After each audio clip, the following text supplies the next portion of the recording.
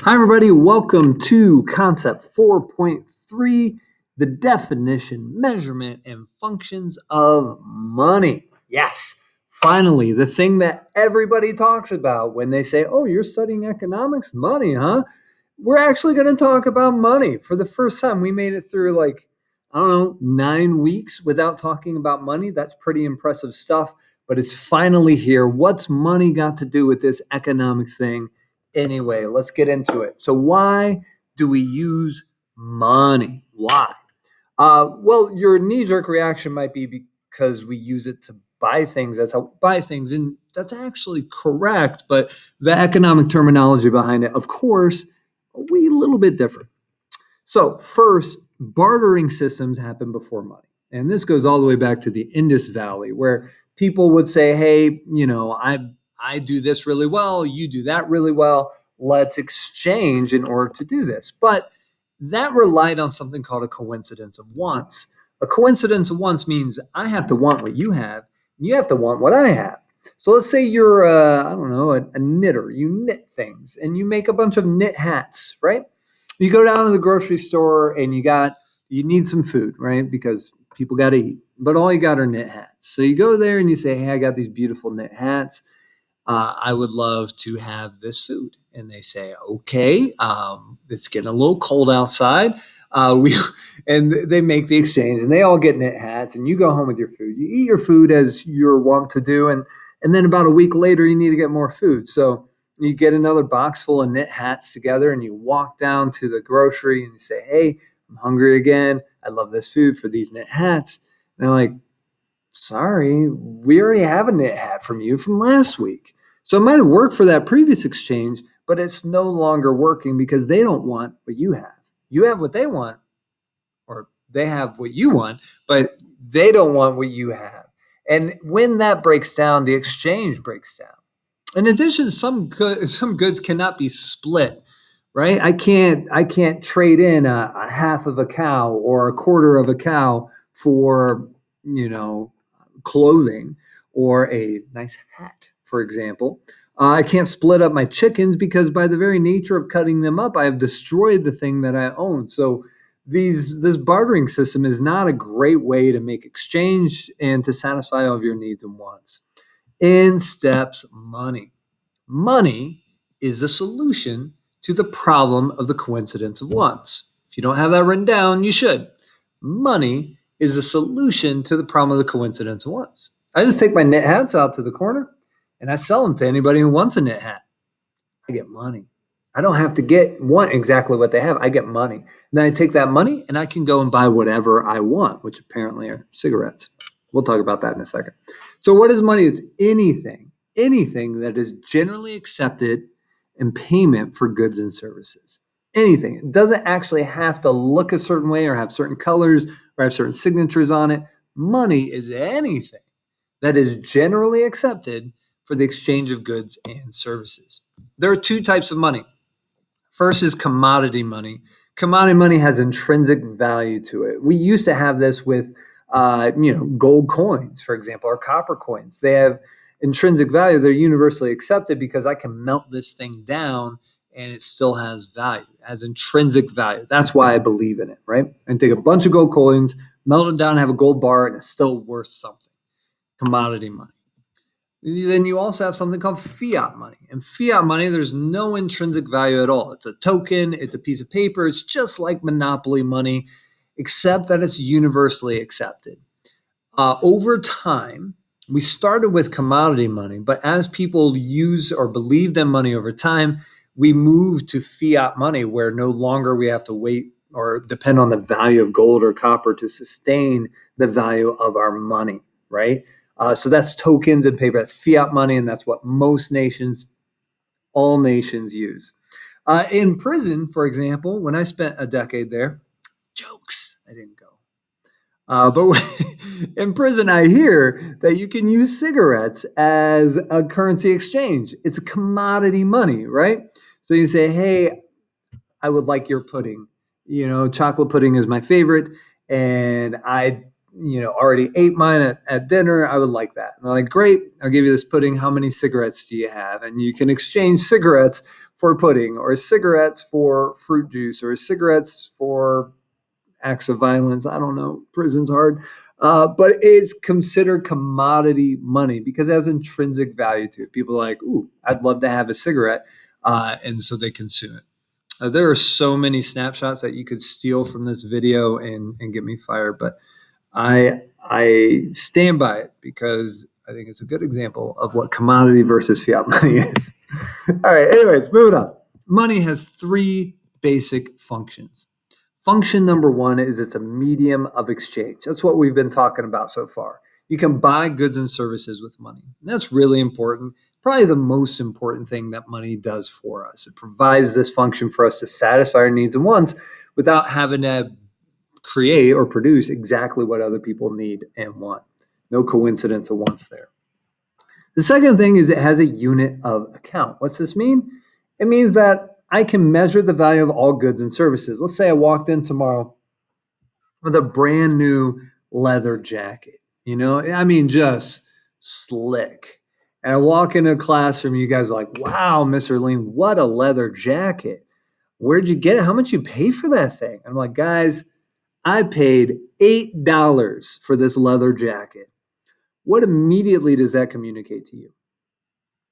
Right. It communicates that it's probably not real leather, or there's some reason that it's not very valuable, right?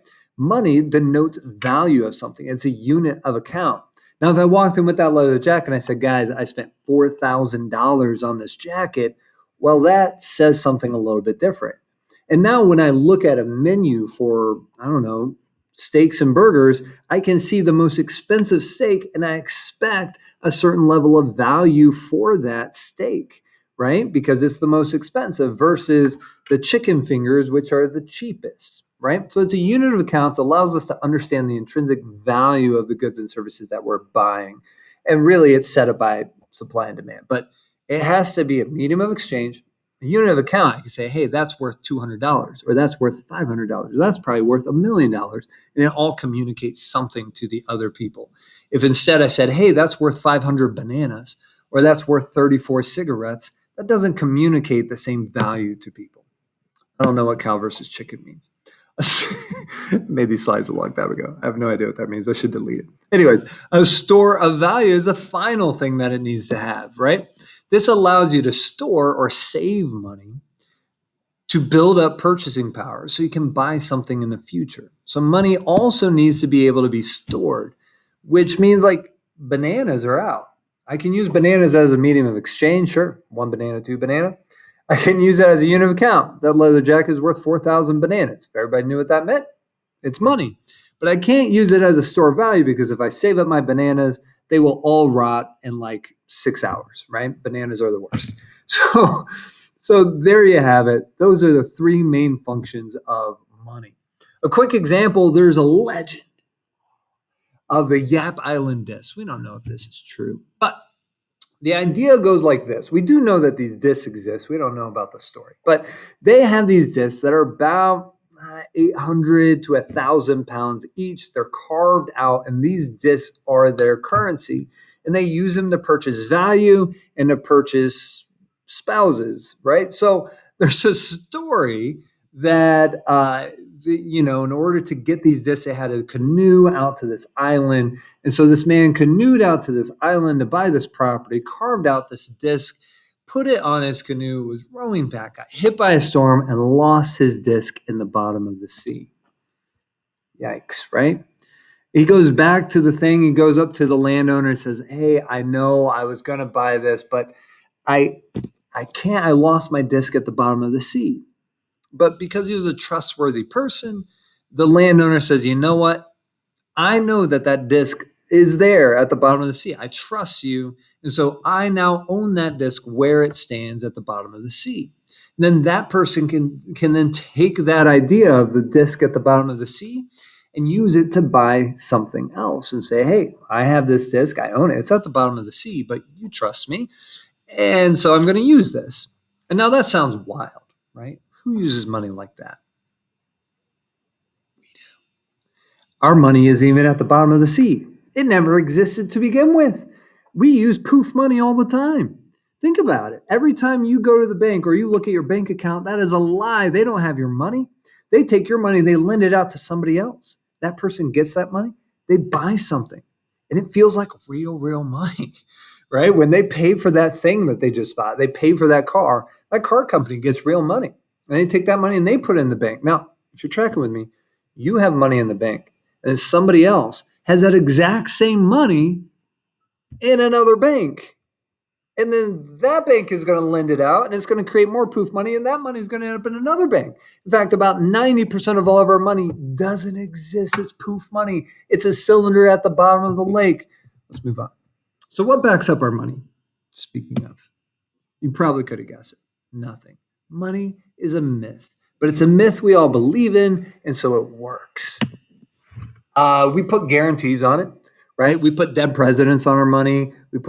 We sign it. We say this is guaranteed for all debts, public and private. But we don't back it up with gold. We used to, but we stopped because when gold would appreciate in value, our money would appreciate in value, and we know that that can hurt our exports. Or when gold would depreciate in value, our money would depreciate in value, and that makes travel challenging, right? So clearly, we want to have a little more control of our money. So we got rid of the gold standard, and now our money is backed up by a promise. Why is this effective? Because we believe it. Why is it a thing? Because we believe it's a thing. And this explains why nations can completely collapse and why inflation is so devastating. What inflation does is it robs people of that belief. This money no longer has value because every time I use it, it's worth less than it was before. And so as a result, we no longer generally accept it. Medium of exchange breaks down, economies collapse, and you're back to a barter exchange system, right? It's also effective because it's scarce. There's not a lot of it. The more we produce, the less value it has. It's very important. It's portable and divisible. It's getting more and more portable and more divisible, right? Back in the day, you had to put all your gold coins in a satchel, and those are really heavy. And it's like an advertisement. I got money over here, right? As it jingle jangles, and you get robbed. And it's not very divisible, but money is. In fact, our money is divisible by 1/100th, although there's a campaign to get rid of the penny, but we'll get into that later. So it's portable and divisible. But like I said before, inflation can impact this confidence. It can take away its general acceptability because money will no longer be scarce. People start printing more and more of it because it's worth less and less. And even though it's still portable and divisible, you need like 1,000,000 of them to buy a loaf of bread. And that's way less portable than it was before. Okay, so how is money classified? It's classified based on liquidity, right? Liquidity, as we know from earlier, is the ease of exchange from taking something from its current state to currency, right? How quickly can I move it from real estate, for example, into a medium of exchange or currency? So, classifications. Classification number one is M1. M1 has the highest liquidity. This includes cash, currency, checking account. Those things, there's no steps. I use my debit card, I swipe it. That is the only step I need to take, right? M1. M2, we call them near monies. M2s are near monies, are close M1s. It only takes maybe one additional, not so inconvenient step to transition it into a medium of exchange or currency to make it liquid, right? So these are savings and investment funds. Yes, I can sell my stocks, but it takes an additional step to sell my stocks in order to have cash to buy something. I can't just give somebody my stock.